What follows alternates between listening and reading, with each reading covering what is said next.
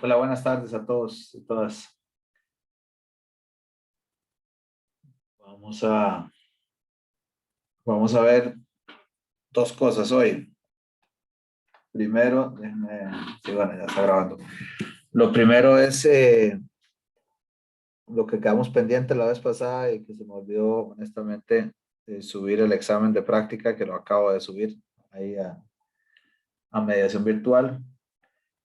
Con base en ese, revisar la pregunta esta que les decía de la comparación de varianzas y sensibilizarlos un poco del tipo de preguntas y tipo de planteamiento que puede haber en un examen. Y lo otro es arrancar con el tema 4 del curso, que es contraste de hipótesis. Pero ya con eso, lo que vamos a hacer ahorita sería, sí, sería el final de la parte que tiene que ver con estimación por intervalos. Entonces, déjenme ver aquí nada más. Ok, en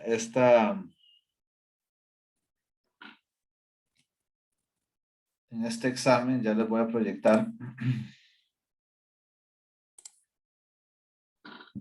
En este examen, que como les decía, que lo acabo de subir ahí al aula virtual.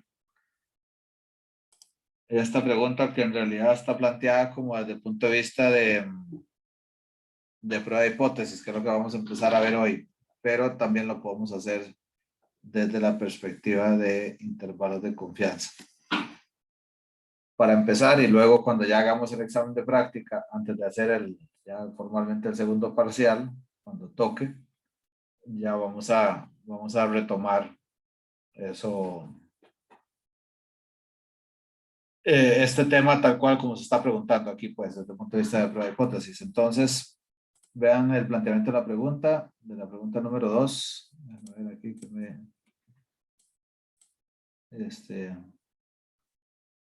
que Alejandro, sí, los exámenes están ya desde el lunes, me dieron feedback ya la mayoría de ustedes que tienen observaciones sobre los exámenes, pero teóricamente ya todos deberían estar corregidos. El error este que me comentaron de perdón, de la pregunta que tenía que ver con el cociente, ¿verdad? Con describir cómo era la variable, que yo les había observado que le hicieron el cociente al revés entre numerador y denominador, pero sí, yo mismo había inducido error en eso por la nota que coloqué en la pregunta. Pero entonces ya yo, al menos la intención fue corregir todos. Entonces, si alguien por ahí, todas las personas que tuvieron eso como un error calificado, pues, lo puse bien para reconocerles esos puntos. Si a alguien todavía le falta, por favor, ahora al final se quedan, si me hacen favor, para ya uno por uno, entonces ir a revisar el examen. Bueno, entonces les decía que la pregunta 2 dice: la institución encargada de promover la inversión extranjera directa en el país ha tratado durante 2 años de incrementar las inversiones de manera significativa en cierto sector productivo. Aunque ha tenido éxito en algunas regiones, en otras zonas del país no ha habido avances relevantes. De esta manera, para este tercer año de la estrategia se han planteado reducir la variabilidad entre las zonas, aunque la inversión promedio total no incrementa. La dispersión de estos 2 años se resume con una varianza de 38. En junio de este tercer año se toma una muestra de 13 zonas y se obtiene una varianza de 21. Entonces, dice aquí, ven que aquí se está planteando como una pregunta directamente, ¿verdad? No está pidiendo hacer un intervalo de confianza, pero podríamos contestar la pregunta haciendo un intervalo de confianza. Se puede afirmar con 95% de confianza que la variabilidad se redujo. Entonces, ¿qué toca hacer aquí para contestar esta pregunta haciendo un intervalo de confianza? Y voy a, permítanme un segundito. abrir Excel aquí en blanco.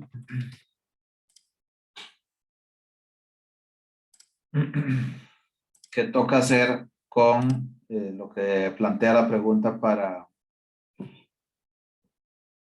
resolverla con estos datos? Profe, quizá comparar la varianza de esta última muestra, bueno, Ujú, de exacto. estas últimas, digamos, con el de los 2 años anteriores. Perfecto. Entonces te voy a poner varianza muestral, dice que es 21, ¿verdad? Este valor que está por acá. 21. El tamaño de la muestra. Tomaron 13, ¿verdad? Profe, Sí. ¿usted puede hacerle un poco más de zoom Al a la pantalla? Excel Sí, por ahí. y al Word también. Sí, gracias. Claro. Ahora mejor. Sí, muchas gracias. Claro. Y luego decías entonces la varianza 2 años atrás, ¿verdad? O sea, la que consideramos como la poblacional es 38. Entonces decías vos ahora que comparáramos, ¿verdad? Que comparáramos esas dos varianzas. ¿Cómo las comparamos? Era un cociente, pero ahorita, si puedo poner la presentación mejor, profe, para verlo. No lo tengo en memoria todavía, pero es un cociente, creo, entre... Decir la presentación de la vez pasada. Sí, claro, ya lo voy a poner. Ajá, sí, sí, sí, donde viene como la fórmula del intervalo, por así decirlo. Ah, ya lo voy a abrir. Entonces, primero, antes de mostrarlo, ¿sería un intervalo para una varianza o para dos varianzas?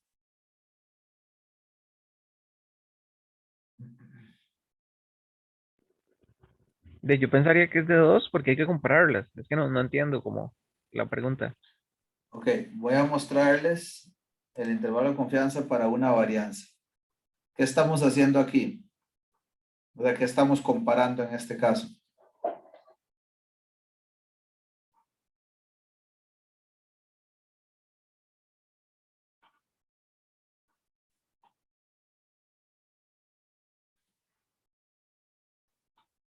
O sea, en ese intervalo o en el ejercicio. En ambas cosas, sí, en este intervalo que estás comparando. O sea, como para ver si es esta o tenemos que buscar otra cosa. Yo pensaría que estoy como haciendo un cociente de la muestral con la varianza poblacional, ¿no? Correcto. Entonces, ¿sobre qué estás, digamos, qué es lo que querés inferir? ¿Una comparación de dos poblaciones o querés inferir sobre una varianza poblacional? Porque la comparación de dos poblaciones es con esta, recuerden, ¿verdad? Vamos a ir aquí con esto que vimos, ¿verdad? Con la F. Es que, digamos, lo que yo quiero analizar, la de los 2 años anteriores es otra muestra, digamos. Es que, exacto, ahí va mi punto, ¿verdad? Esto no es otra muestra, ¿verdad? Sino que es lo que consideraríamos aquí la poblacional, o sea, contra la cual queremos compararnos, que no, aquí no me está hablando ni siquiera de una muestra, ¿verdad? Sino que la variabilidad total de los 2 años se resume con una varianza de 38. Entonces no Ok, tengo sí. dos muestras independientes, sino que una es la población y la otra es esta de este año. Ve que aquí no queremos comparar variabilidades de dos poblaciones diferentes. Entonces voy a tener que construirlo aquí con este tipo de intervalo, ¿no? Ok, entonces de ahí ya tendríamos la información para, bueno, nivel de confianza, ¿cuánto nos decían? Volvernos al examen. 95%, ¿verdad? Entonces, 95%. ¿Qué hago entonces aquí? ¿Qué más necesito?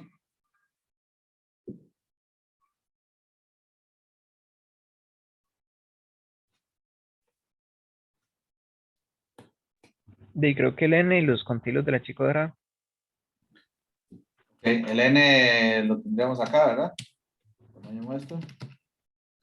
Y los cuantilos, ¿cómo los determino? Perfecto. Entonces, chi Con la chica cuadrada, dorada inversa. ok, inferior, digamos, si quieres. Entonces vamos a hacer chi cuadrada inversa, diciéndole que en este caso sería 2.5%, ¿verdad? Grados de libertad, este menos 1. Ok. Y la superior sería con 97.5. 97.5 y el tamaño muestra es este. ¿Sí?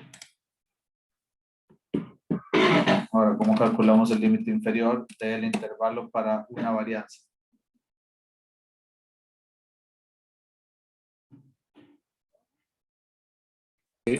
Sería 12 por la varianza muestral entre límite inferior Exacto. y cuadrado inferior. Ok. Vamos a ver. Por la varianza muestral, dijiste, correcto. Ajá. Entre la chi cuadrada inferior. Ok. Ahora vamos a hacer límite superior. Y ahí hacemos algo muy parecido. ¿Qué hacemos aquí? Dividimos ¿entre quién? Entre la superior. Ok. ¿Todo bien ahí entonces?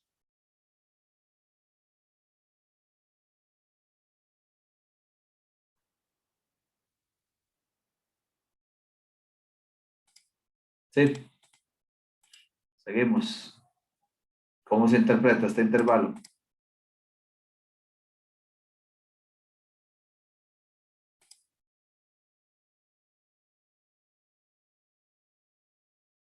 Yo los oigo como quitados, escépticos. ¿Hay algo que no suena con esto? Sí, profe, y quedó al revés. Que al revés. Entonces, vea, eso es muy común que nos pase, ¿verdad? Hay que recordar que el cuantilo superior es el que divide en el límite inferior, ¿verdad? Vamos a verlo así si queremos. Por acá.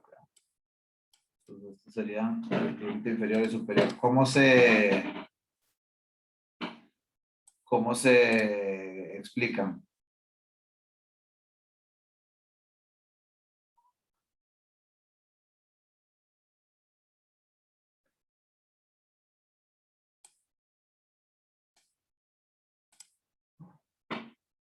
Don Efraín dice que no está en condiciones de... Está sin energía. Muy bien. Profe, sería que 95 de cada 100 muestras tienen su varianza muestral entre esos dos valores.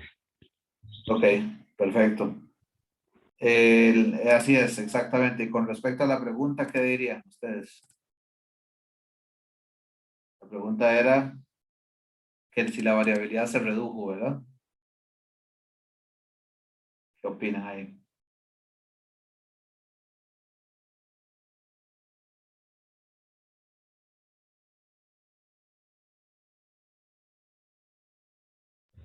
Yo pensaría que no se puede asegurar porque el intervalo contiene muchos puntos mayores a 31, a 31, a 38, perdón. A este valor. Ujú. Ajá.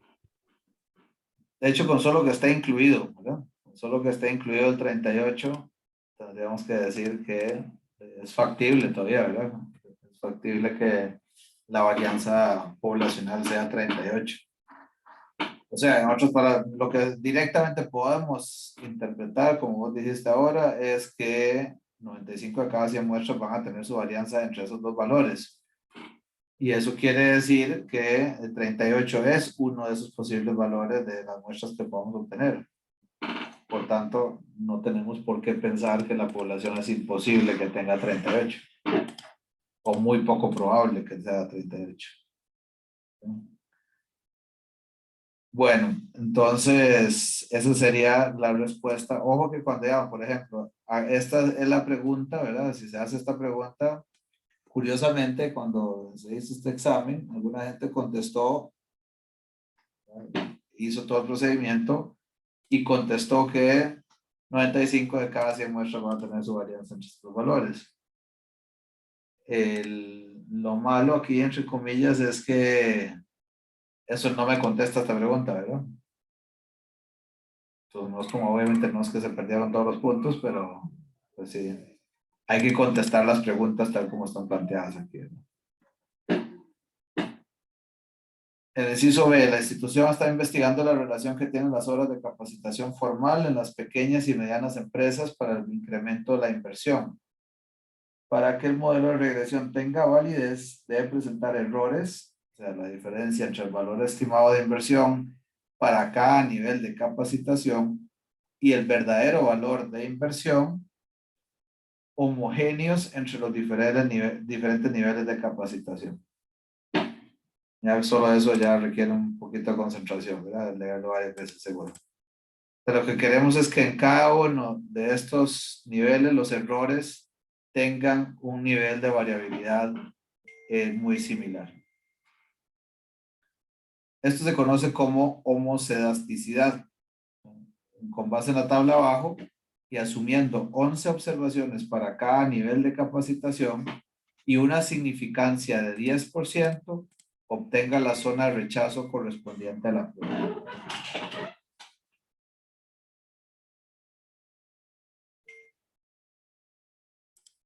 ¿Ok? Entonces, ¿qué queremos aquí? ¿Qué es lo que estamos intentando hacer?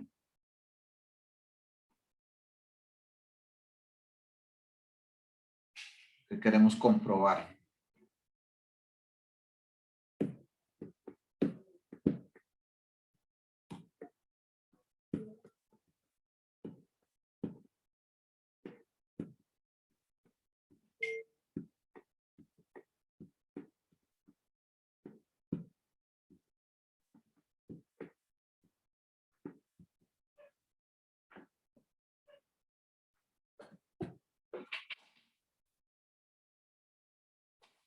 ¿Quién opina? ¿Quién tiene opinión aquí sobre este tema? ¿Qué intervalo deberíamos hacer? Comparando qué cosas.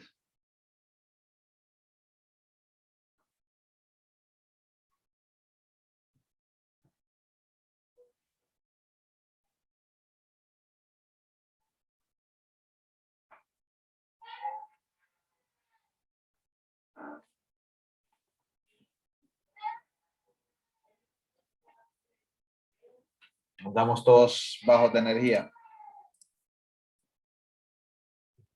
Profe, esa significancia de 10%, ¿qué es lo que, a qué se refiere? Es, digamos que podemos asumir un nivel de confianza 90%. Entonces, por el momento podemos decir eso. No es exactamente así, pero podemos asumir eso. Yo voy a hacer otra hojita aquí. Entonces creo que sería hacer Ujú. como 5 intervalos. Bueno, no sé si son 5, son Ajá. 4. Bueno, no sé si son 4, en realidad son varios. No hay que Ajá. comparar como todas con todas, o eso estaría Así mal. es, así es. Con un 90% de confianza. Sí.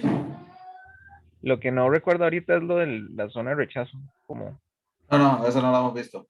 Pero para hacer sí, sí, intervalos de sí. confianza, bueno, vos Ok. sí, tal vez, pero digo, en el curso no. Este, la varianza, entonces tenemos que comparar. Ahora sí estamos comparando varianzas, ¿verdad? Vamos a poner varianza nivel 1.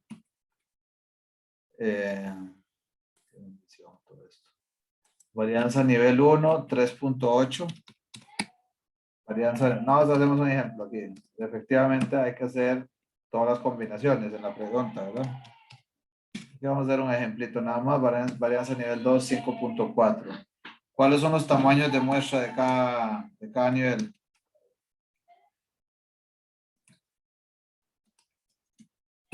Para todos decía que tenemos asumiendo 11 observaciones para cada nivel de capacitación. Entonces tenemos 11 para todos. Y tenemos un nivel de confianza de 90%. Es el complemento de ese 10%. Obtenga la zona, bueno, esto no, digamos que ahorita lo vamos a ignorar porque vamos a hacer un intervalo de confianza. No, no hemos visto todavía esto, pruebas de hipótesis. Entonces, ¿cómo formamos aquí? ¿Qué necesitamos? ¿Cuáles son los cuantilos en este caso? ¿Es una chi cuadrada o qué sería?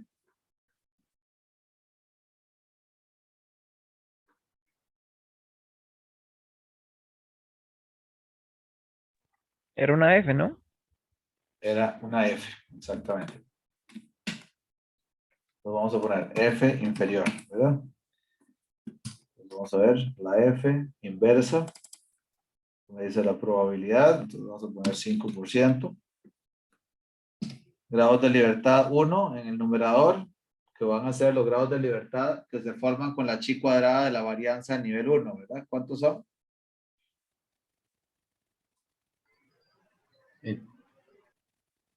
¿Cuánto, perdón? Es n-1, entonces, Ah, ¿o no? sí, Entonces 10. 10, perfecto. Y abajo también, ¿verdad? 10. Ok. Entonces, esta F inversa es 0,33. Y al otro lado es 95%. La F superior.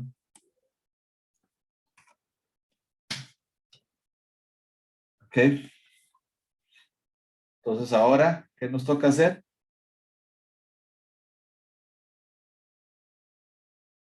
Para hacer el límite inferior de confianza. Vamos a volvernos acá. Para no exigir demasiado aquí la memoria. Cociente de varianzas muestrales entre la F superior, ¿verdad? En el lado izquierdo y el lado derecho la F inferior. Entonces decimos 3.8 entre 5.4. Todo esto, aquí nada más por si acaso. Dividido entre la F superior, dijimos. 0.23. Límite superior.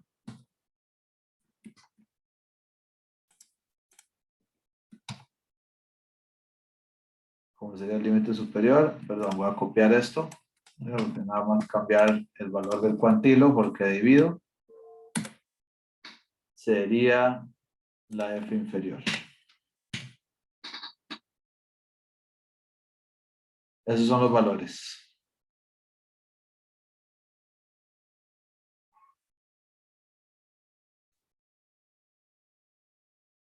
¿Qué interpretamos con esos valores?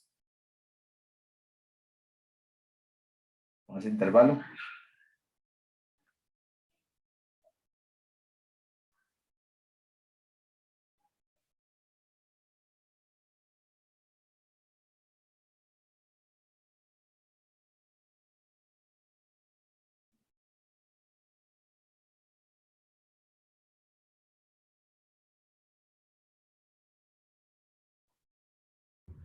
Sería como que 90 de cada 100 muestras que uno haga en esas dos poblaciones, digamos, esos dos niveles.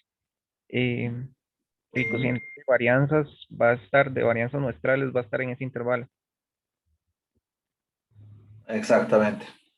Perfecto. ¿Y eso qué implica para la pregunta de que si son todas iguales o no?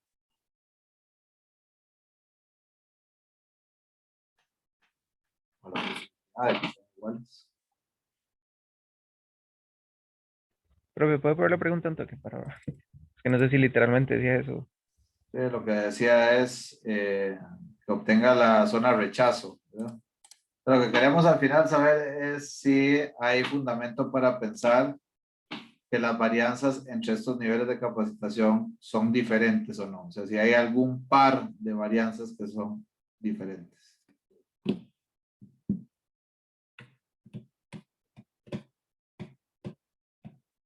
Pues en este caso, nivel 1, nivel 2, como vos decías ahora, hay, pareciera con este intervalo que tenemos evidencia para decir que sí son diferentes o no.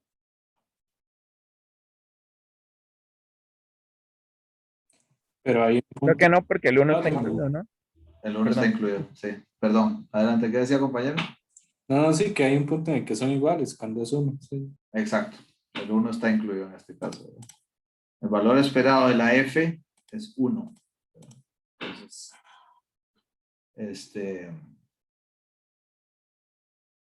aquí vamos a tener este tipo de interpretación cuando el 1 está incluido. Bueno, y de hecho, digamos, aquí vean que la C el supuesto de homoelasticidad se viola con solo un caso de diferencia significativa de varianzas de errores entre niveles de capacitación. Usando el resultado del inciso B, hay evidencia para decir que no se cumple el supuesto. ¿Qué harían ustedes? Digamos, ¿qué sería la táctica de ustedes aquí para resolver esta pregunta? Porque aquí dijimos que en este caso no tenemos evidencia para decir que son diferentes. ¿Qué harían ustedes con todo esto? Porque ya decía el compañero ahora que eventualmente habría que comparar todas con todas, ¿verdad?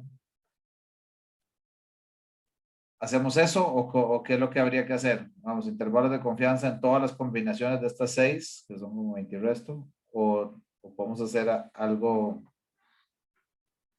Yo pensaría en hacer como entre las que son más distintas entre sí, como la 1 y la 4 quizá, para Así ver si es. ese es el caso extremo y si no se cumple y no se va a cumplir en las demás, quizá. Perfecto. Sí, tal cual. Ok. Muy bien. Eso es, ese era el tema de intervalos de confianza para una varianza, que es este caso, con chi cuadrada, y para comparación de varianzas, que es este otro caso. Preguntas, comentarios sobre intervalos de confianza, compañeros, sino para cerrar ese tema hasta que hagamos la práctica para el examen 2. Bueno, obviamente, a menos que haya consulta en la hora de consulta. La teoría de todo lo que explicamos está bien. Bueno. Ok, entonces oficialmente nos vamos a pasar de tema número 4, referido entonces a lo que llamamos contraste de hipótesis o prueba de hipótesis. Entonces hoy vamos a hablar de porque hipótesis hay por supuesto en todos los campos. ¿A qué nos referimos con hipótesis estadísticas? ¿Qué tipos de errores podemos cometer cuando formulamos y probamos sobre todo y hacemos los contrastes de hipótesis? Y el procedimiento como tal, ¿verdad? O sea, cuál es la forma de proceder para hacer un contraste de hipótesis. Entonces, voy a compartirles acá. Aquí hay una primera parte. Más bien, bueno, ustedes tienen la presentación ahí. Lo que quisiera retomar aquí primero es algunas ideas, algunos principios del método científico. Es posible que ustedes en otros cursos de la universidad, el mismo colegio, algunos de ustedes probablemente tuvieron oportunidad de que hablaran de esto específicamente, ¿verdad? ¿Cuáles son las bases del método científico, ¿verdad? Y la relevancia que tiene? Y esto, antes de entrar un poquito aquí a sí, ya el detalle tal cual de la presentación, quisiera compartirles un poquito la visión de esto, ¿verdad? O sea, ¿por qué es tan relevante este tema particularmente en la investigación? Porque recuerden, seguro alguno de ustedes, alguna de ustedes lo tiene presente, lo recuerda que esto nació en un momento histórico clave, ¿verdad? Todos ustedes en la historia probablemente en su momento discutieron o llevaron la evolución de la sociedad francesa, la Revolución Francesa, en ese contexto. ¿Dónde estábamos parados ahí en ese momento? O sea, que antes de la Revolución Francesa, ¿cuáles eran los principios del Estado? ¿Alguien me puede recordar aquí un momento? ¿De qué se trataba? ¿Cómo estaba conformado el Estado en ese momento? ¿Quién gobernaba? ¿Cómo gobernaba? El rey. El rey, exactamente. ¿Y con base en qué? O sea, había una ley, había... Era como autoridad divina, digamos, que Dios lo había puesto. Así es. ¿Quién dictaba sobre qué era correcto y qué era incorrecto? el rey y la iglesia, básicamente, ¿verdad? ¿Cómo se llama? ¿Cómo llegamos a obtener conocimiento? Bueno, por experiencia, ¿verdad? Por herencia. No había una forma metódica de abordar los problemas de la realidad. Y entonces todo lo que llamamos la ilustración, ¿verdad? O sea, literalmente como el enlightening, como dicen en inglés, es que apareció, no la estadística, sino apareció en varias disciplinas científicas, ¿verdad? Surgen las ciencias como tal, como una forma de obtener conocimiento, lo que llaman epistemología, ¿verdad? Para lograr obtener nuevos hallazgos que nos permitan, en primera instancia, explicarnos la realidad y en segunda instancia poder aplicar esos descubrimientos, ese entendimiento a aplicaciones prácticas, a instrumentalizarlas de alguna forma para poder resolver problemas muy reales y muy prácticos del día a día, y por ahí después, posterior a todo eso, surgieron las ingenierías y otras cosas, ¿verdad? Pero otra cosa muy importante también sucedió en ese contexto. Aquí estoy haciendo un resumen histórico muy grosero, ¿verdad? Nada más como para ubicarnos de dónde surge esto. Y la otra cosa que nació, tal vez también alguno de ustedes tuvo oportunidad de algún momento en su vida estar en París, o por lo menos escuchar, ¿verdad? La famosa Universidad de la Sorbona, ¿verdad? Lo que tiene en el letrero, en el edificio principal, ¿verdad? Los valores con los que la sociedad como un todo cambió, ¿verdad? Los principios que cambiaron de esto, que hablaban del rey que gobierna, que yo soy el Estado, y todas aquellas famosas frases, ¿verdad? En las que la autoridad provenía de Dios y está concentrada en una persona, a darle autoridad al pueblo, ¿verdad? Y el pueblo no en el sentido aquí, digamos, con una connotación socialista, ni mucho menos, sino al pueblo desde un punto de vista de que se administraba el poder y el derecho desde un punto de vista de Estado. O sea, y el Estado estaba conformado por instituciones y representantes que fueron elegidos poco a poco, ¿verdad? No desde el primer momento tan bonito y perfecto, pero por el pueblo. Les va a parecer un poco raro que esté hablando yo todo esto aquí en un curso de teoría estadística, pero van a ver que al final tiene que ver con esto. Entonces surge en esas circunstancias la necesidad de abordar los problemas, no solo desde el punto de vista, digamos, de las ciencias básicas, ¿verdad? La química, la física, etcétera, para resolver atender la realidad y resolver ciertos problemas prácticos, como les decía ahora, sino también una forma inclusive de juzgar, ¿verdad? Ustedes recuerdan que todas las historias de terror que escuchaba uno de los tiempos antes de la Revolución Francesa, de la guillotina y de la Santa Inquisición y todas estas historias muy, sí, de terror, ¿verdad? Porque básicamente se administraba la justicia también desde un punto de vista de que alguien cree, ¿verdad? ¿Qué es lo correcto? Y eso viene de una autoridad, de nuevo, ¿verdad? Divina, inspiración, personas muy particulares, sino que de pronto, y se administraba también, perdón, esa justicia, se castigaba a gente con base en el hecho de que yo creo y escuché que vos incumpliste esa ley que yo puse porque alguien divino me inspiró. Entonces, cambiaron esas dos cosas en el sentido de que los que administran la justicia a su vez también son escogidos mediante un proceso, mediante una institucionalidad muy rigurosa. Entonces se fue formando, por supuesto, con el tiempo, pero llegó a madurarse relativamente rápido para que esos jueces ya no fueran gente escogida aquí por un designio divino, sino justamente por el pueblo de una forma directa o indirecta, ¿verdad? Y que tuvieran la mayor imparcialidad posible.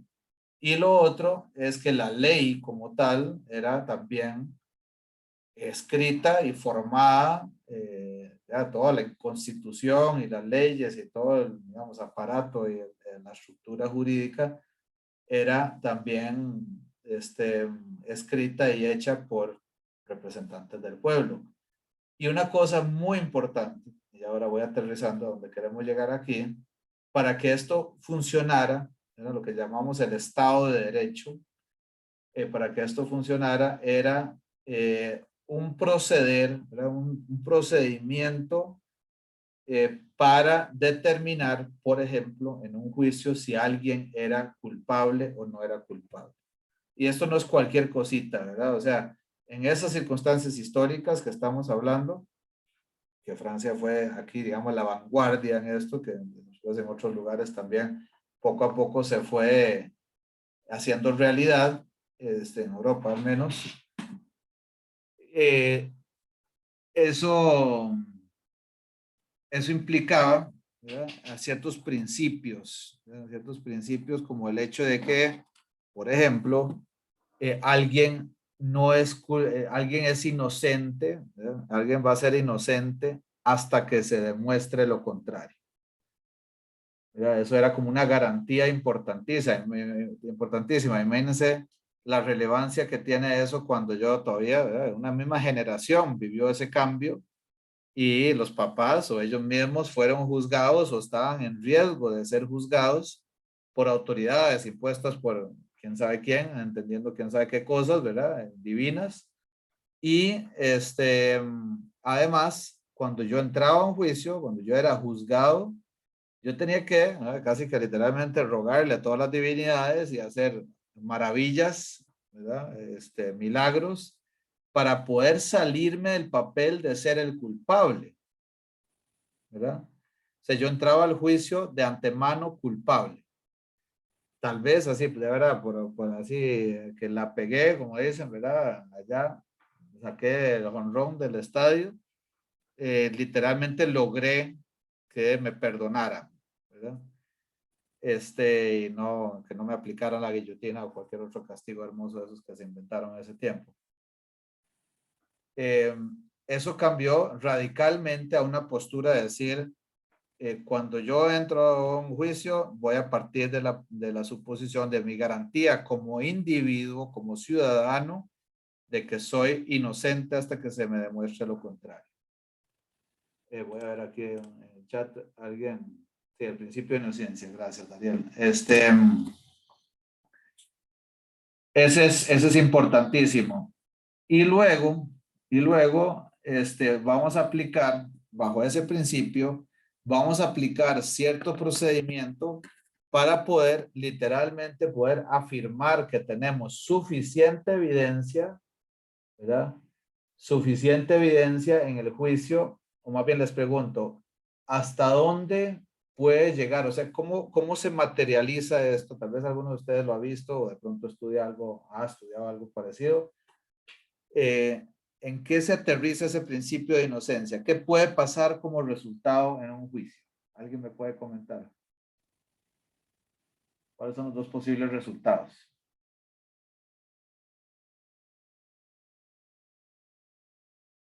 Que lo encuentren culpable, que lo encuentren inocente, que lo absuelvan o que hay duda.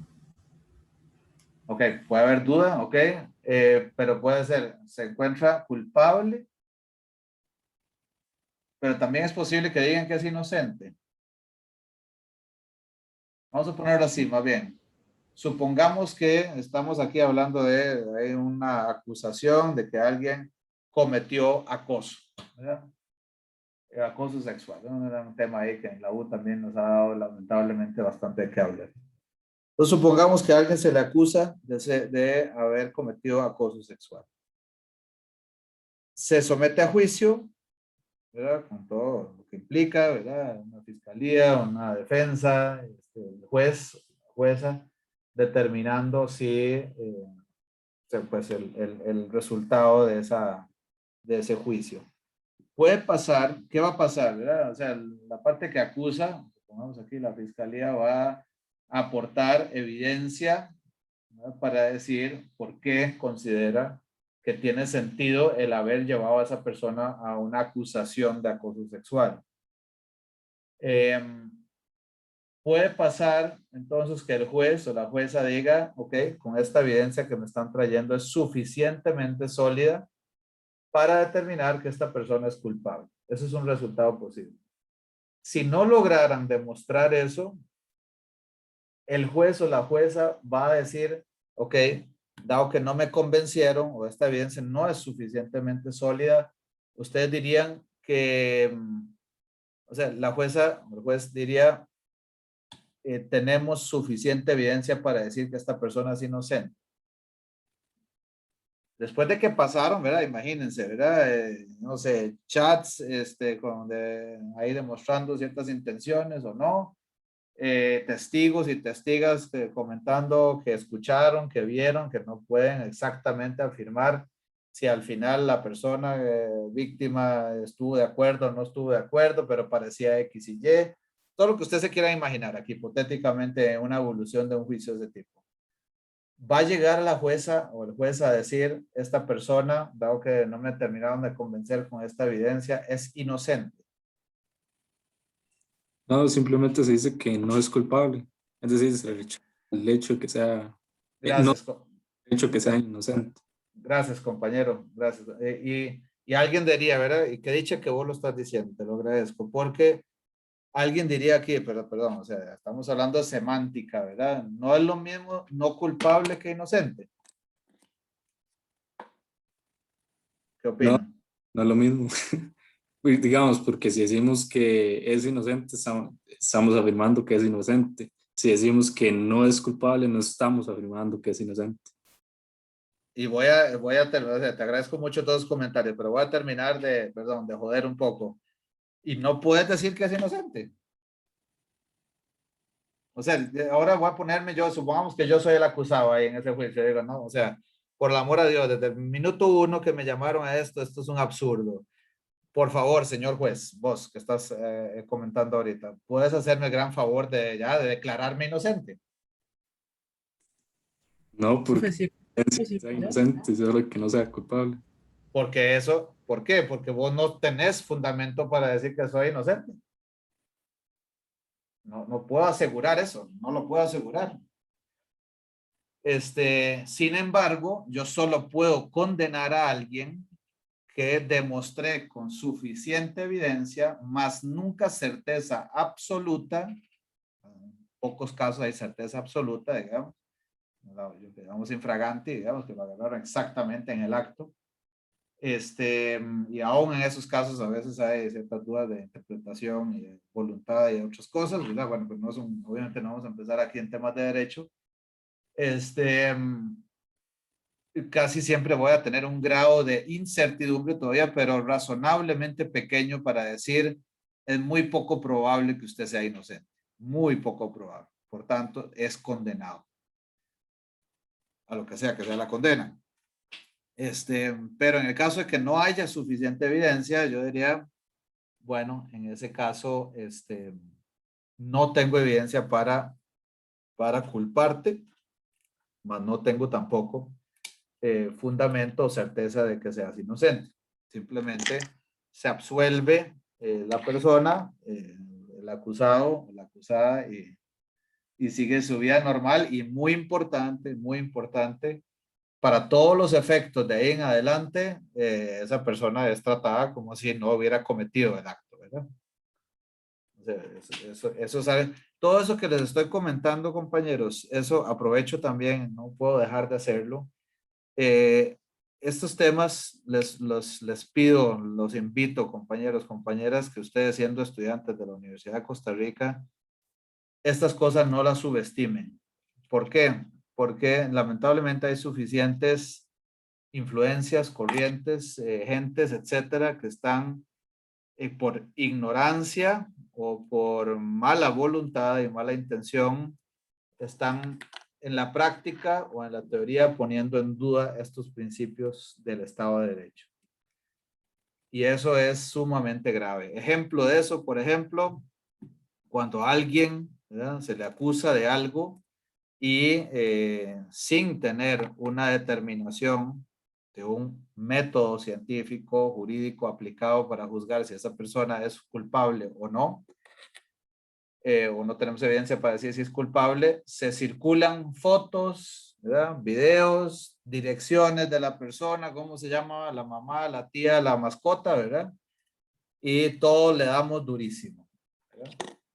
Eso en la práctica es violar el Estado de Derecho. ¿Por qué? Porque no tenemos, en el momento en que aparecen esas cosas, no tenemos fundamento para decir esta persona, ni somos nosotros los entitulados, no somos nosotros los autorizados por el colectivo, por el pueblo, por todos nosotros, para tomar la decisión y aplicar los procedimientos para determinar si esa persona es culpable o no. Sin embargo, me asusta de verdad, eso es aquí un comentario personal mío, por eso les pido a ustedes con su inteligencia y con su formación que traten también de intervenir en ese tipo de cosas, manifestarse claramente en contra de que haya ese tipo de manipulación y de irrespeto bueno, a muchas cosas, pero entre otras al método científico. Y el método científico, entonces, retomamos en esto, habiendo dicho todo esto, y ahí me disculpan la emoción con este tema. Parte entonces de algo sumamente importante. Lo primero es que voy a formular una hipótesis, ¿verdad? Esto no es cuando yo veo algo en la evidencia empírica, no es que eso es efectivamente la realidad, ¿verdad? Eso se me antoja que eso es la explicación perfecta porque de pronto vi algo que apuntaba en esa dirección, sino que lo trato como una hipótesis. Veo algún comportamiento, un patrón, sin hacer, y por eso nos llamamos evidencia empírica, no está diseñado de una forma para recoger sistemáticamente conocimiento, obtener conocimiento, sino que es una observación casual, ¿verdad? Casuística, empírica para poder determinar, poder llegar a algún tipo de idea para explicar algo, ¿verdad? Por ejemplo, les hablaba la otra vez sobre la posibilidad de que nos imaginemos aquí que somos inspectores del Ministerio de Trabajo y que de pronto llegó una persona o dos personas de algunos sectores de construcción donde nos dijeron que a ellos les suena, ¿verdad? O a ellos les han pagado no como dice la ley, sino un poco menos. El hecho de que eso me lleve a hacer una investigación, de eso no parto entonces de la intención, voy a ver cómo hago para recoger información que compruebe eso. ¿Ok? Sino que como inspector del Ministerio de Trabajo, sino que voy a decir, ok, aquí hay evidencia empírica que hace que vamos a formular una hipótesis, ¿verdad? La hipótesis es que yo debería partir del principio de inocencia de que el patrono o la patrona de esa construcción sí cumple con la ley, sí la cumple. Y lo que voy a buscar es información suficiente para ver si tengo fundamento para decir que no la está cumpliendo o de que es posible todavía que sí la esté cumpliendo. Entonces, se formula una hipótesis sobre la realidad. Segundo paso, tomamos una muestra de la población, ¿verdad? Para obtener información que sirva para rechazar o no rechazar la hipótesis. ¿Verdad? Ojo aquí, exactamente lo que decía el compañero ahora, ¿verdad? Estoy diciendo rechazar o no rechazar, lo cual no es lo mismo que decir aceptar la hipótesis. De hecho, siempre, aquí un poco como por molestarlos a ustedes y los compañeros que han llevado este curso, les digo, por las próximas semanas, la palabra aceptar está vedada de nuestro vocabulario. ¿Okay? Nunca vamos a hablar de aceptar hipótesis hasta que lleguemos al enfoque bayesiano. Y importantísimo, como les comentaba ahora también filosóficamente, cuando el juez, que siempre tiene un grado de incertidumbre cuando toma estas decisiones, esta decisión se toma siempre en sentido probabilístico. Por eso estamos en el curso de teoría estadística hablando de esto, ¿verdad? O sea, la estadística simplemente es un instrumental para implementar la filosofía del método científico. O sea, quiere decir, cuando yo tengo que tomar decisiones bajo incertidumbre, que es cuando hablo de estas cosas y las enfrento con un espíritu de método científico y no con el espíritu, voy a buscar a ver datitos sueltos por aquí y por allá para afirmar algo que me observé, ¿verdad? En ese sentido es que toma relevancia el poder utilizar estas herramientas que ya hemos estado viendo principalmente para el primer examen.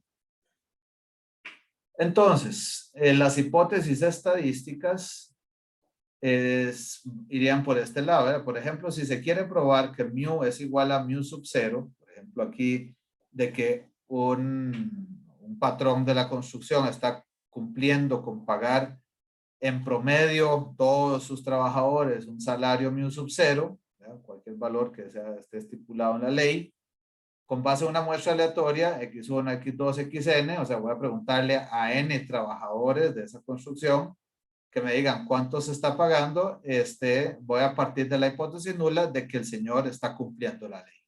O sea, h sub 0, mu es igual a mu sub 0. Y esta hipótesis se contrasta con la hipótesis alternativa, ¿verdad? Aquí estoy hablando también un poquito de nomenclatura, ¿verdad? Hablamos de una H0, que es esta creencia inicial, digamos, más o menos tradúzcanlo al principio de inocencia, como decía Dariel, y lo vamos a contrastar entonces contra una HA, que especifica un valor, vale la redundancia, alternativo para mí. Y puede tener estas estructuras. Puede ser que digamos simplemente yo estoy convencido, ¿verdad? Que más bien el valor alternativo no es el que dice la ley, sino que es otro valor, mayor o superior a ese valor de la ley. O la alternativa simplemente podría estipular que la media poblacional no es mu sub 0. No sé si es mayor o menor, es diferente a mu sub 0. Eso es cuando no tenemos mucha información, ¿verdad? Cuando no tenemos mucho fundamento para sospechar que está por arriba o por abajo, simplemente que es diferente. Y también podría tener una dirección específica a la alternativa, ¿verdad? O sea, podríamos decir que nuestra sospecha aquí es que la alternativa es que sea mayor que mu sub 0. O, alternativamente, que sea menor que mu sub 0. Y le llamamos hipótesis simples cuando se especifica completamente la distribución de la cual se tomó la muestra. O sea, cuando sí tenemos específicamente, valga la redundancia, dicho que la media de esta distribución de la cual estamos partiendo, como el h sub 0, es mu sub 0. ¿Verdad? Entonces, ¿por qué se dice ahí que está especificada completamente? Porque ahí tendría yo, asumimos que es sigma cuadrado, por ejemplo, en una distribución normal, la conocemos y además tenemos una indicación exacta de cuál sería la media de esa distribución. Y con eso la tenemos perfectamente caracterizada. Y también existen las hipótesis compuestas, como suelen ser estas alternativas, donde no especifican completamente la distribución de la cual se tomó la muestra. O sea, cuando yo simplemente digo que la alternativa es que mu es mayor que mu sub 0, pues puede asumir una de las distribuciones, imagínense, es una infinita cantidad de posibles distribuciones que cumple con esa condición. Por eso decimos ahí que no está especificada completamente. O sea, si tenemos un valor de sigma cuadrado, más no exacto de mu. ¿Qué tipo de error podemos cometer aquí? Y esto es también dentro de todo este marco filosófico que ahora les comenté al inicio, es clave, el entender y asumir. Y también hay otro principio grande en la ciencia o en el método científico, que es el principio de falibilidad. O sea, que estamos tomando decisiones y afirmando cosas sabiendo que es posible que nos estemos equivocando, ¿verdad? Entonces, cuando hacemos pruebas de hipótesis, podemos cometer dos tipos de error. La primera, intuitivamente, es rechazar H sub 0 cuando esta es verdadera. O sea, voy a decir, con esta muestra que tomé, la información que me está dando esa muestra me hace decir que es muy poco probable que H sub 0 sea cierto. Sin embargo, es posible todavía que sea cierta. Y de hecho, si fuera cierta y yo tomé esa decisión, entonces estoy cometiendo un error. ¿Qué tipo de error? Aquí sale a flote la gran creatividad de nosotros los estadísticos, ¿verdad? Error tipo 1. Y esa probabilidad de error tipo 1 se denota con la letra griega alfa. Entonces, ese alfa es una probabilidad de cometer ese tipo de error. Y ese se llama el nivel de significancia del contraste. Entonces, bueno, ahí por ahí ustedes, ahora al inicio de la clase, cuando hablamos del examencito este de práctica que les dejé, por ahí se comentaba un nivel de significancia de 10%. A eso se refiere, ¿verdad? A la probabilidad de cometer error tipo 1. Y el segundo tipo, ya se imaginarán ustedes cómo se llama, ¿verdad? No rechazar H sub 0 cuando esta es falsa, cuando debía haberla rechazado, ¿verdad? Sin embargo, es posible de un rango de valores que puede asumir la muestra, los estimadores muestrales. Yo no estoy rechazando H sub 0, que no tengo suficiente evidencia con esa muestra, pero es factible que la media no es mu sub 0, ¿verdad? O H0 no se está cumpliendo, no es cierto. Entonces ahí estaría cometiendo un error tipo 2 y la probabilidad de cometer error tipo 2 la denotamos con beta. Pregunta conceptual. ¿Podemos minimizar los dos tipos de error al mismo tiempo? ¿Qué opinan?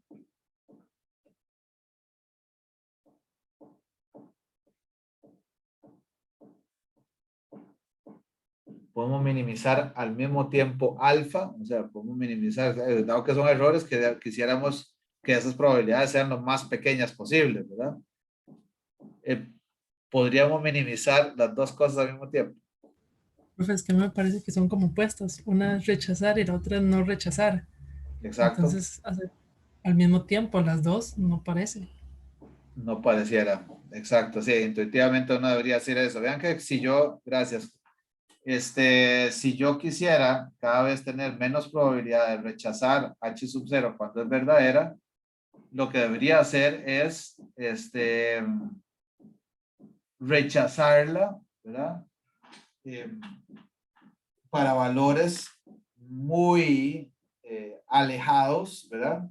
Cuando yo obtengo valores en mi muestra muy alejados de lo que puse como hipótesis nula, ¿verdad? O sea, por ejemplo, vamos, imaginémonos, aquí no hemos entrado todavía en el tema de cómo operamos, ¿verdad? O sea, cómo resolvemos estos temas estadísticamente. Pero nada más conceptualmente, si yo aquí parto de que el salario medio que debería tener sus trabajadores de esa construcción es 1,000 colones por hora, y yo quiero reducir esta probabilidad al mínimo, yo debería de rechazar H sub 0 cuando es verdadera, yo debería rechazar esa hipótesis cuando ya el valor está muy por debajo de 1,000, ¿verdad? Bastante por debajo de 1,000. O sea, básicamente, intuitivamente aquí estaría como que diciendo, de verdad, es tan diferente que esa probabilidad de que me esté equivocando, de que esté diciendo que no está cumpliendo la ley, cuando en realidad sí la está cumpliendo, esa probabilidad va a ser muy baja. ¿Por qué? Supongamos que la voy a rechazar solo si el promedio de mi muestra da, por ejemplo, 600 colones. ¿verdad? Entonces, ahí estoy diciendo, bueno, o sea, ya para que el promedio de esta muestra sea 600, es muy, muy casi imposible que la media de la población de todo el grupo, del que no le pregunté, sea 1,000. y ya con eso duermo tranquilo con el alfa, ¿verdad? La probabilidad de cometer ese error. Pero a su vez, lo que estoy diciendo es de tener que pasar un escenario muy extremo, muy fuerte, para rechazarlo. Por ende, hay un montón de posibilidades para no rechazar. Cuando perfectamente puede ser que la media no es 1000, sino que la media real no es 1000, sino que es 800 o 700. Y no rechacé porque yo estaba esperando un escenario muy agresivo en contra de esa hipótesis nula para rechazar. Entonces, ahí es donde vemos cómo están constantemente en conflicto esos dos tipos de error, ¿verdad? O sea, en otras palabras, va a ser complicado que podamos minimizar los dos tipos de error al mismo tiempo. Ahora, ¿cuál es el procedimiento para realizar un contraste de hipótesis? Necesitamos un estimador de cita. Ahí volvemos a lo que hemos estado trabajando, un cita techito, que va a hacer función exclusivamente de las observaciones muestrales, H de X1, X2 hasta XN.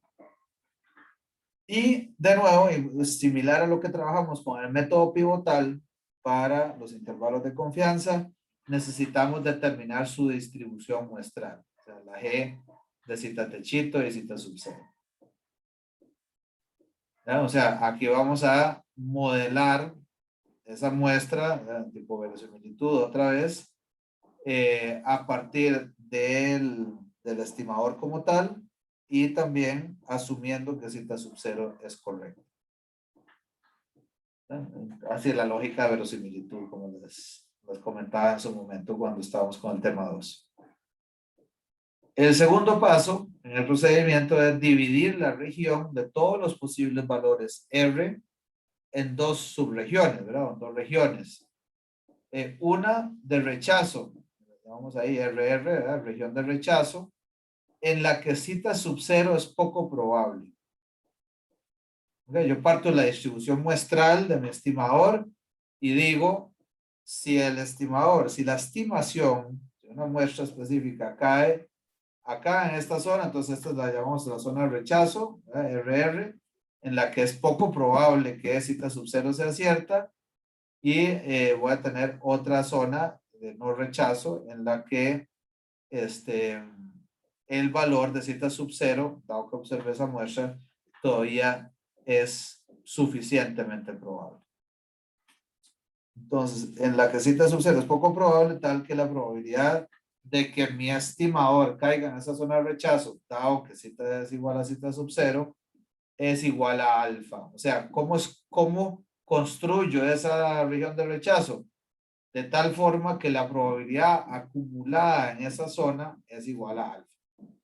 Recuerden aquí que alfa es la probabilidad de rechazar H sub 0, o sea, de que caiga mi estimador en la región de rechazo, dado que en realidad cita sub 0 o H sub 0 es cierto. Rechazo a pesar de que es cierto. Entonces, esa área alfa va a estar conformada por esa región de la distribución muestral. Y el tercero es calcular el valor de cita techito con la muestra aleatoria, o sea, hacer una estimación con mi muestra y rechazar H sub 0 si cae en la región de rechazo y si no, no rechazar H sub 0. Así de intuitivo es esto, ¿verdad? Busco el estimador de cita, la distribución muestral, que es en realidad como la carnita que aporta la estadística en todo esto, ¿verdad? Lo otro es en realidad puro método científico.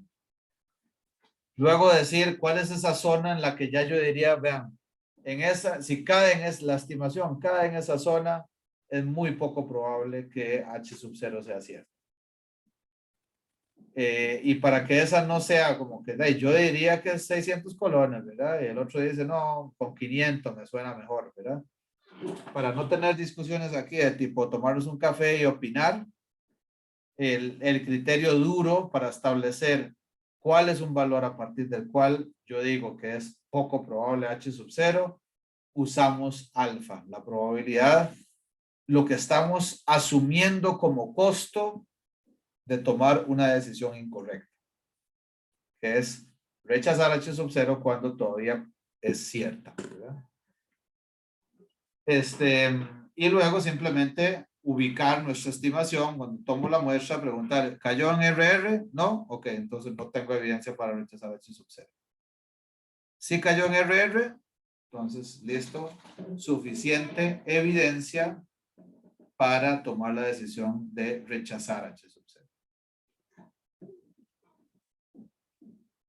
Ok, ejemplo. Sea X una variable normal con mu desconocida y sigma cuadrado conocida. Se quiere contrastar la hipótesis nula de que mu es igual a mu sub 0 y encontrar la alternativa de que mu es mayor que mu sub 0. Entonces, con una muestra aleatoria podemos hacer lo siguiente. 1.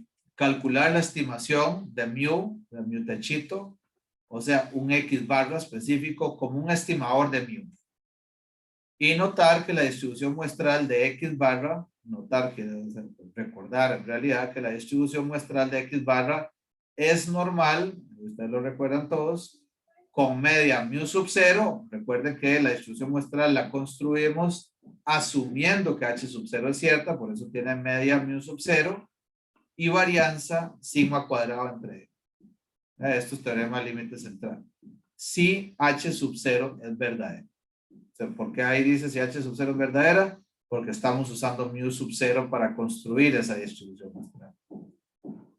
2. Establecer la zona de rechazo, RR, ¿verdad? Que sería construida como mu sub 0 más K veces sigma entre raíz de n, y ese sigma entre raíz de n es el error estándar de X barra, recuerden, ¿verdad?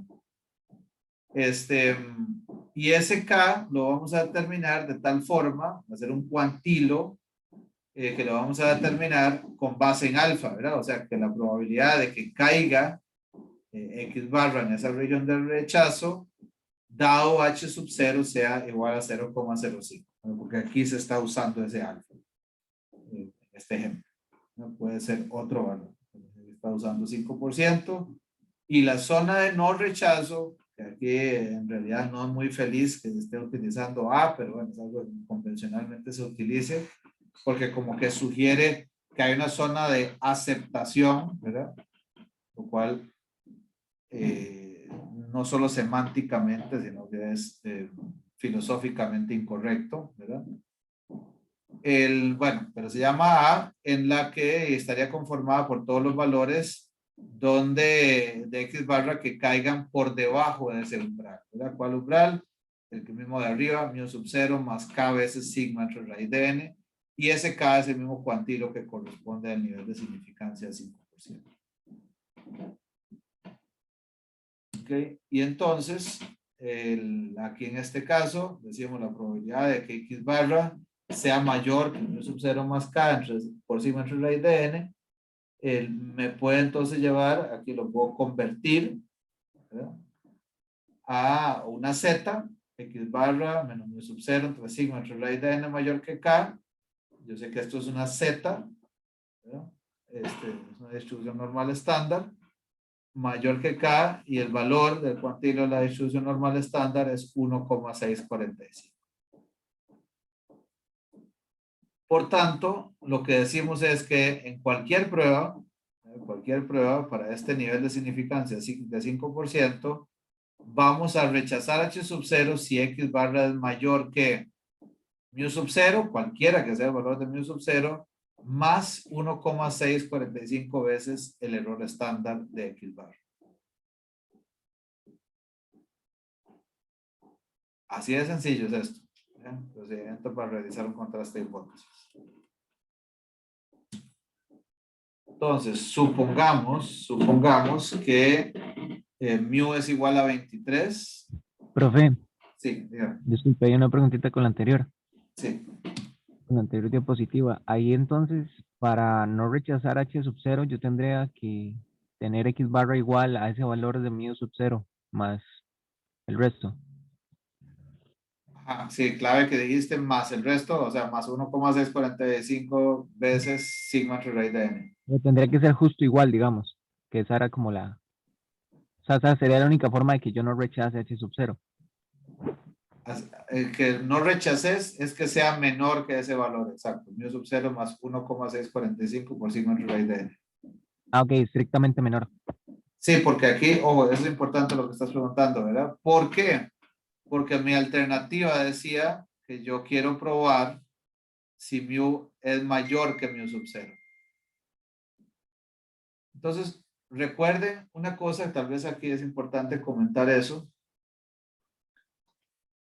que les decía, creo que, no sé si fue al puro inicio del curso, en alguna de las sesiones les comenté, aquí sin también, espero, sin herir ninguna susceptibilidad, algunos periódicos, ¿verdad? Relativamente amarillistas, no hace falta mencionarlos, podrían decir cuando reciben una noticia de que 2 o 3 trabajadores dicen que no les pagaron el salario o que en promedio en esa construcción no se paga eso, ¿verdad?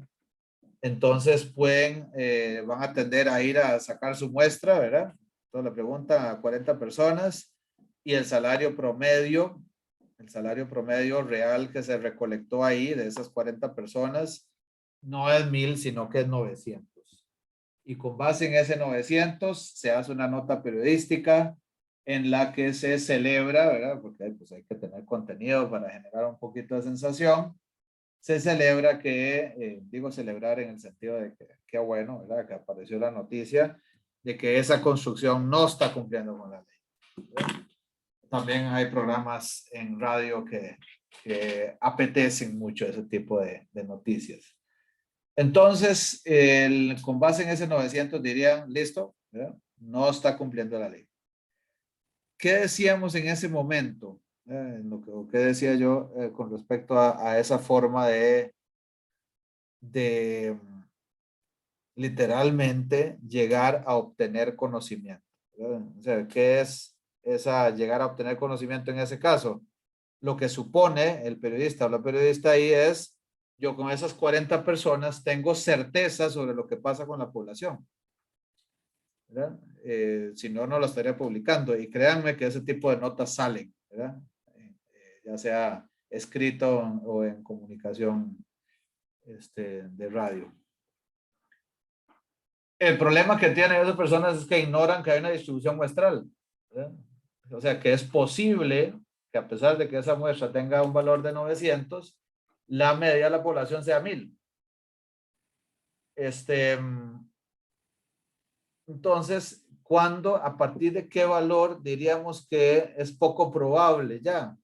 Cuando pasa, ¿verdad? Cuando es más alto que este margen adicional que estamos considerando. Y este margen adicional compone 2 cosas. Uno, la variabilidad. O sea, ¿qué tan diferentes son los salarios de los trabajadores aquí? ¿Son muy similares todos? Bueno, entonces, si son muy similares todos, con una desviación relativamente pequeña, podríamos decir, pues hay bastante evidencia de que es poco probable que estés pagando los 1,000 colones. Pero si hay muchas diferencias entre los trabajadores, qué tirada, porque entonces ese intervalo se hace, esa región se va a hacer, o el límite, digamos, como el que vamos a encontrar aquí, se va a hacer más grande, ¿verdad? Va a costar más rechazar H sub 0. Y lo otro que nos va a determinar qué tan grande es ese valor a partir del cual rechazaríamos es el nivel de significancia, o sea, qué tanto estamos dispuestos a cometer un error con esto que vamos a publicar. ¿Verdad? Vamos a decir rechazo H sub 0, o sea, no estás pagando el salario de ley en promedio. Y es posible todavía que lo esté pagando, a pesar de que encontré un valor relativamente bajo, ¿verdad? En ese caso. Entonces, el que tanto quiera yo dormir tranquilo aquí, ¿verdad? Dormir tranquilo quiere decir con el que publicó esa nota haciendo esa acusación, o el que en su defecto, no el periodista, sino el inspector del Ministerio de Trabajo que tomó la decisión de de llevar a este patrón a juicio, la tranquilidad con la que quiera dormir va a depender, ¿verdad? Entre menos probabilidad quiera de cometer ese error, más grande se hace K y por tanto más difícil también va a ser rechazar H sub 0. Pero es importante entonces entender que ese componente, este componente, que cuando el medio amarillista publica algo, nada más toma en cuenta esto, X barra fue menor o mayor a mu sub 0, dependiendo cómo sea la hipótesis alternativa. Ignora esta parte, ¿verdad? Ni siquiera le pasa por la cabeza que podría existir esa parte. Entonces, ese componente de incertidumbre se traduce en esas dos cosas, en el K y en el sigma, básicamente, ¿verdad? Con el error estándar.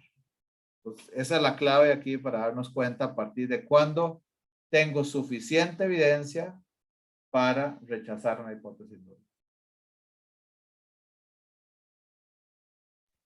Ok. Profe, yo ahí le comenté que si en el caso en el que X barra es igual a todo eso, entonces ahí se rechaza, ¿verdad? Y creo que usted me dijo que no, pero dado el área de no rechazo, creo que sí. Creo que, Si X barra es igual a mu sub 0, decís. ajá, sí, si es justo igual, no se rechaza H sub 0, ¿verdad? No, no Ahí se como- rechaza, exacto, ¿no? Ese es el ajá, caso en el que no hay duda, no importa cómo sea la variabilidad ni nada. Si sacas la muestra y te dio exactamente 1000 colones de salario promedio, pues no hay por dónde decirle que no la está cumpliendo la ley, ¿verdad? Ya no depende de nada, ni de la variabilidad, ni de nada. Porque ya, o sea, una muestra en la que te dio exactamente el valor de mu sub 0, ya no hay nada que hacer, ¿verdad? A partir de ese momento se cancela todo lo demás. Ok, profe, gracias, profe. Si es diferente, pues ya ahí hay que preguntar, pues la pregunta en el fondo, vean que la pregunta en el fondo es, ¿qué tan diferente debería ser ese valor que yo obtenga con la muestra para tener suficiente evidencia para rechazar H sub 0? 900 es suficiente, 800, 700, no sé. La forma de contestar esa pregunta es con este instrumental, ¿verdad? Es exactamente con este instrumental. Bueno, supongamos en este caso acá, supongamos que, de hecho aquí estoy usando el material que teníamos. Supongamos que tengo esta prueba, que tengo un valor real de la media, obviamente no lo conozco, ¿verdad? Puedo asumir que el valor verdadero de la población es 23, mu es igual a 23, pero yo estaba haciendo una prueba de hipótesis sobre el valor de 20, que sigma es 5 y n es igual a 18. ¿Okay? Y me piden calculemos beta, o sea, calculemos la probabilidad de no rechazar H sub 0 dado que es falsa. Por eso es un error, ¿verdad? Un error tipo 2. No rechazar dado que es falsa. O sea, debía haberla rechazado y no la rechazé. Entonces, lo primero, siguiendo el procedimiento para realizar el contraste, lo primero que yo necesito encontrar siempre es como ese valor límite, ¿verdad? Ese umbral a partir del cual yo tomo la decisión de rechazar o no rechazar. Entonces me dijeron que ese es mu sub 0 más k veces sigma entre raíz de e. Entonces yo calculo eso aquí en este caso sería 20, ¿verdad? Más, y aquí usando el 1,645, el que hemos estado usando con el alfa igual a 0,05, que eso hace falta ahí también, dejarlo explícito. Si usamos ese 1,645 multiplicado por 5 entre raíz de 18, el valor crítico en la distribución muestral de todos los posibles valores, entonces, de X barra es 21,9. En otras palabras, si yo obtengo una estimación, o sea, un valor de X barra con una muestra mayor que 21,9, aquí entendemos, ¿verdad? Que la alternativa es que es mayor que mu sub 0. Si yo obtengo un valor de X barra mayor a 21,9, rechazo H sub 0. O sea, digo que hay suficiente evidencia para pensar que esta muestra proviene de una población cuya media no es 20, sino mayor. Estamos bien ahí, ¿verdad? Entonces, la región a la derecha, 21,9, es la RR, ¿verdad? Es la región del rechazo. Y la A, ¿verdad? La zona de no rechazo, estrictos aquí con la terminología, sería todos los valores de X barra que caigan por debajo de 21,9. Ok, entonces, ¿cómo calculo beta? Y perdonen aquí todas las obras de arte, ¿verdad? Alfa, entonces la probabilidad de rechazar H sub 0 siendo cierta, ¿verdad? Y esa sería esa zona roja que puse ahí, que dice RR, ¿verdad? Todos los valores mayores a 21,9, pero me estaban pidiendo beta. Beta era lo que me estaban pidiendo. Entonces, beta es, ahora tengo que calcular o asumir que el verdadero valor de la población es 23 y por eso era relevante esto que está indicado acá. Mu igual 23. O sea, yo hago una hipótesis nula asumiendo que mu sub 0 es igual a 20 y para determinar la probabilidad de no rechazar, o sea, beta, ¿verdad? La probabilidad de no rechazar, dado que es falsa, ese de que es falsa necesito concretarlo en un valor específico. Y aquí se está entonces asumiendo qué pasa si mu fuera igual a 23. ¿Cuánto es beta? Bueno, entonces para eso tengo esa curva azul. Profe, Esa, ¿cómo sabe? Disculpe, ¿cómo sabe uno cuál asumir ahí? no, eso te lo tienen que decir. Bueno, gracias. Sí, claro. Entonces, en esa curva, dígame. ¿Sí ¿Sí? te lo dicen? Siempre te lo dicen, sí. Siempre te lo Ok. dicen. Entonces, tengo mu igual 23 y entonces esa curva alternativa, ¿verdad? Que es la curva azul, esa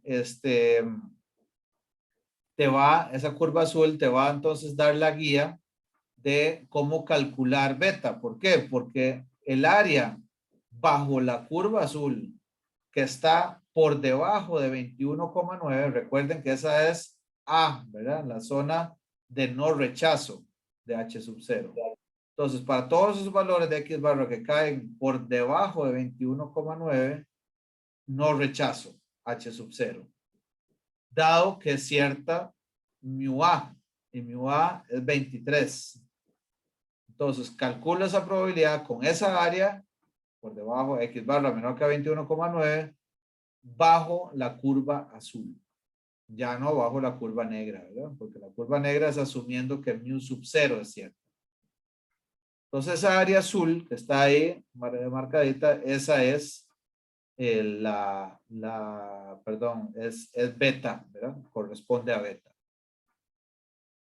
Ahora, importante aquí, ahora como ustedes están preguntando que si siempre me van a dar ese mu alternativo, en realidad lo que los invito aquí, una vez que ya hayamos visualizado este concepto, y aquí siempre es curioso, ¿verdad? Porque con ustedes uno puede como que llevarlos un poco más a la abstracción con esto, ¿verdad?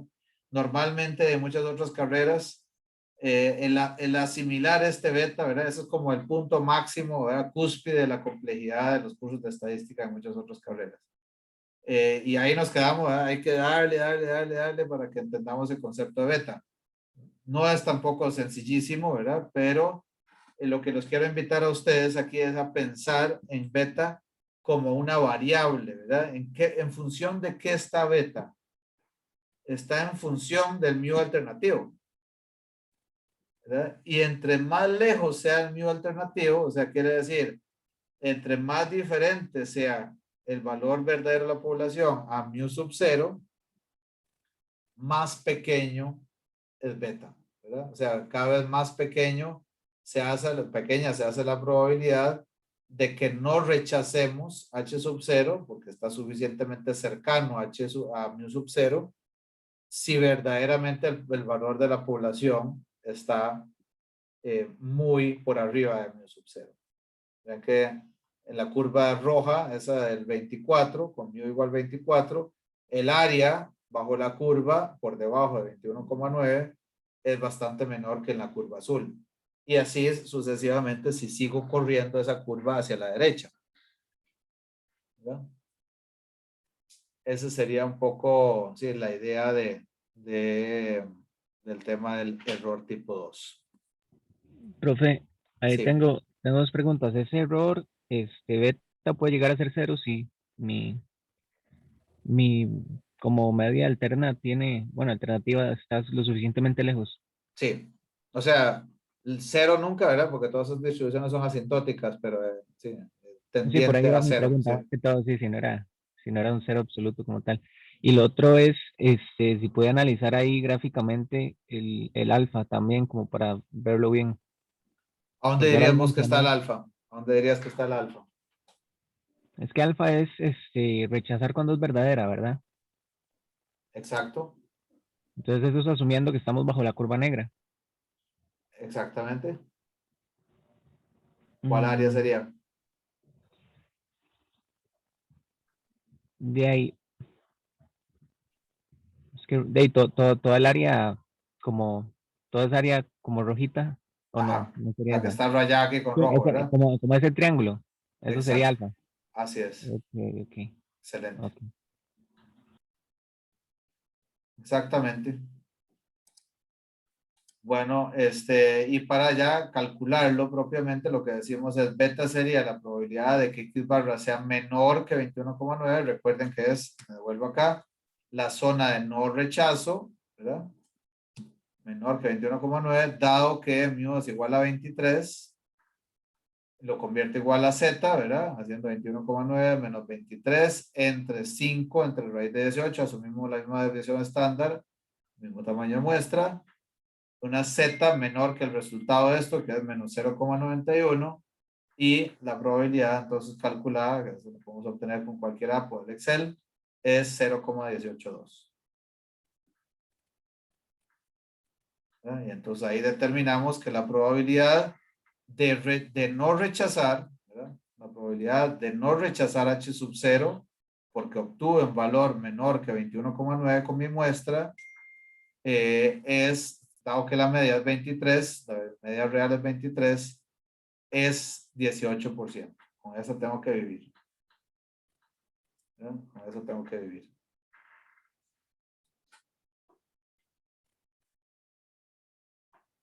Okay, nada más filosóficamente para cerrar la sesión hoy. Estamos muy filosóficos. ¿A quién le duele? Partamos otra vez de la situación del inspector de la obra de construcción del Ministerio de Trabajo. ¿A quién le duele alfa y a quién le duele beta?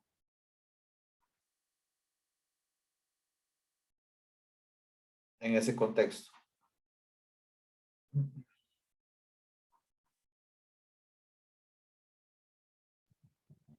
Creo que alfa le duele al patrono y beta le duele al trabajador, ¿no? Alfa le duele al patrón, o sea, rechazamos, exacto, lo acusamos a pesar de que es cierto. Y beta le duele al trabajador porque dijimos que sí está cumpliendo la ley o que es posible que cumpla la ley, no tenemos evidencia para llevarlo a juicio, cuando en realidad no la está cumpliendo. O sea, sí, afecta al trabajador. Así es. ¿Qué creen ustedes que en la práctica normalmente se busca minimizar? Dado que no podemos minimizar las dos cosas simultáneamente.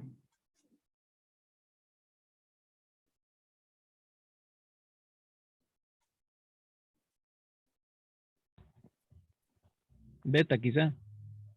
Estás altruista, compañero.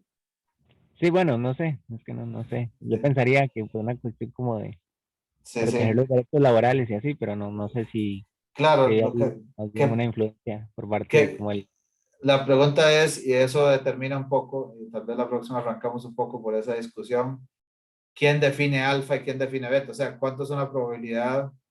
Vamos a ver, ¿quién tiene que dormir realmente con ese alfa? ¿Quién tiene que dormir tranquilo con ese alfa?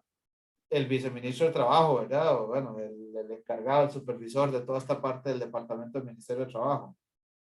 ¿Por qué? Porque ese es el que se tiene que echar el riesgo de que cuando se lleve al juicio esta persona, haya una contrademanda de parte del patrono de la construcción diciendo aquí está toda la evidencia que sí estoy cumpliendo la ley.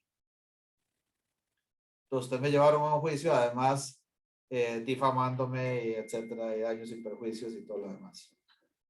Entonces, el que tiene que dormir tranquilo con Alfa es el supervisor de toda esta, la supervisora de toda esta parte del departamento del Ministerio de Trabajo.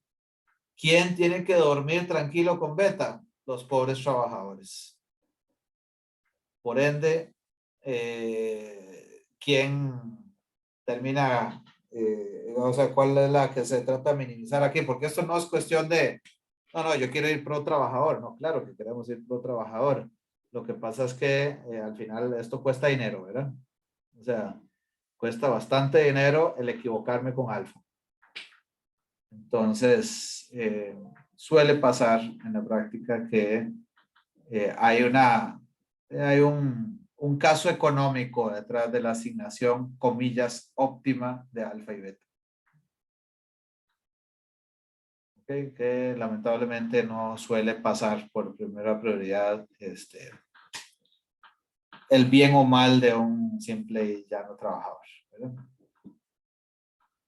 Bueno, pero esa es un poco de igual apreciación de tendencia general de qué pasa en este tipo de fenómenos, de lo que yo he visto. Igual, siempre lo comento aquí, ninguna intención de hacer controversia, ni mucho menos. No es un seminario de realidad nacional ¿verdad? Que pareció un poquito hoy.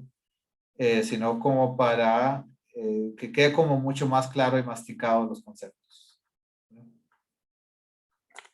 ¿Preguntas, comentarios? Profe, ¿podríamos verlo del examen? Sí, claro. Entonces voy a parar la grabación si no hay comentarios, preguntas sobre esto y me quedo con los que todavía les debo temas de examen. Buenas tardes, que estén muy bien. Todos nos vemos el lunes. Gracias, profe. Recuperen las energías, por favor. Gracias, profe. Bueno. Gracias, profe, hasta luego. Chao.